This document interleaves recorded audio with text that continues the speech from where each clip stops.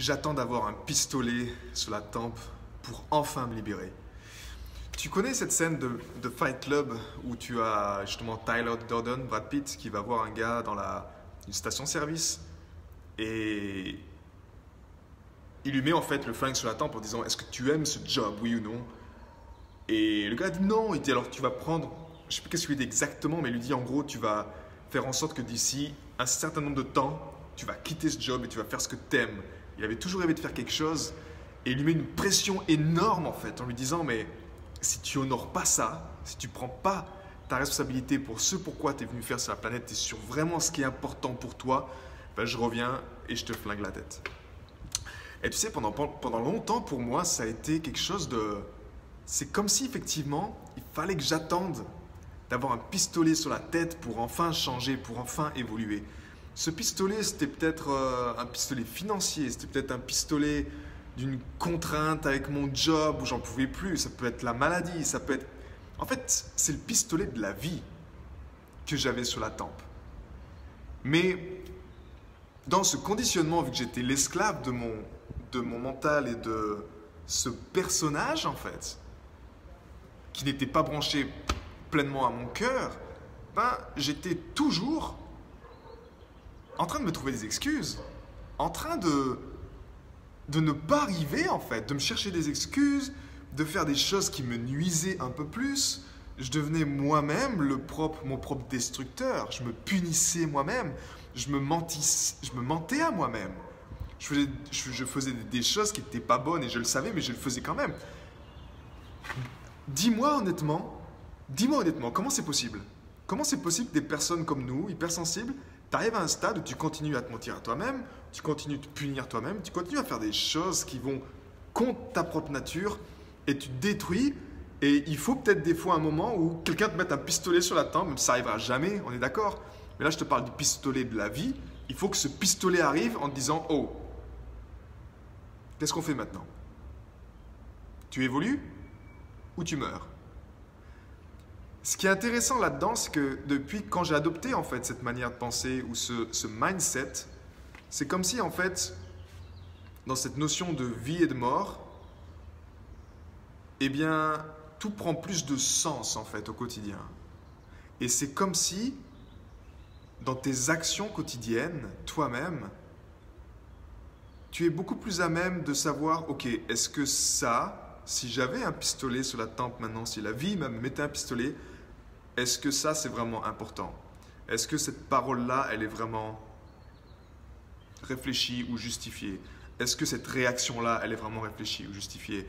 Est-ce que si tu es, je sais pas moi, si tu as une contribution, est-ce que ce message-là que je suis en train de partager, il est vraiment important pour moi?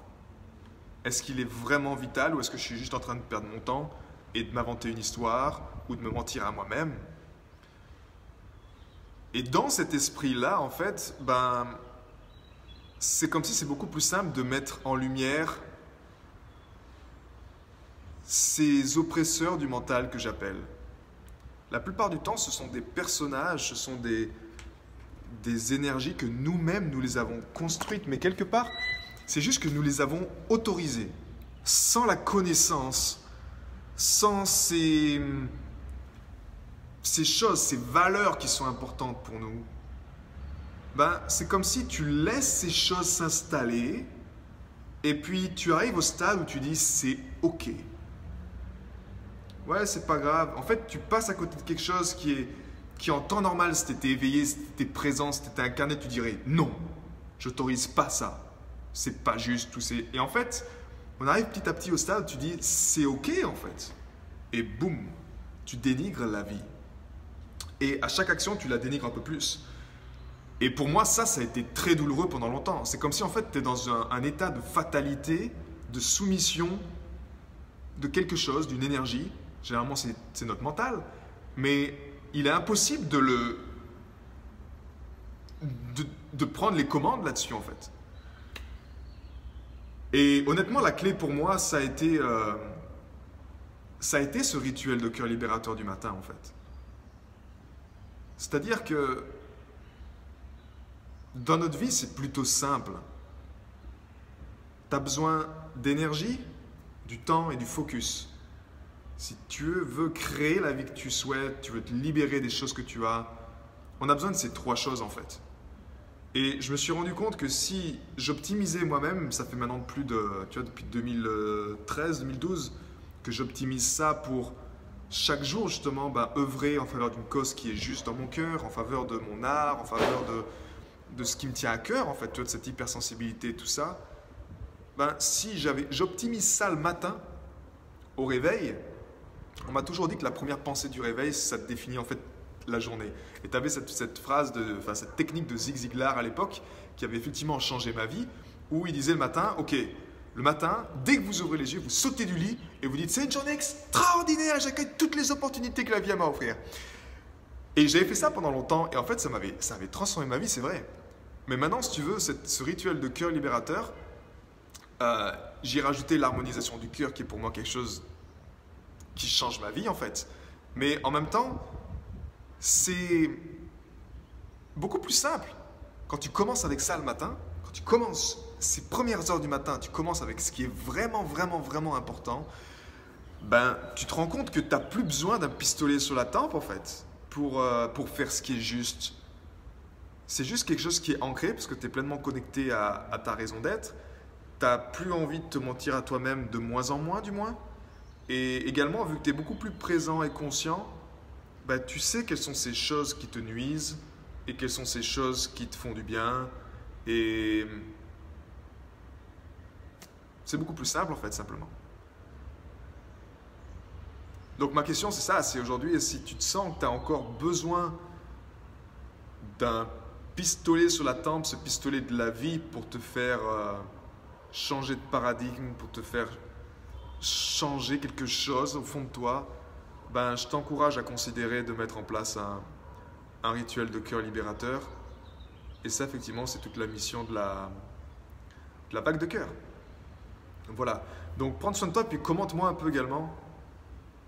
C'est quoi pour toi, justement, ce pistolet sur la tempe? Comment ça se caractérise concrètement au quotidien? Ou est-ce que tu laisses, justement,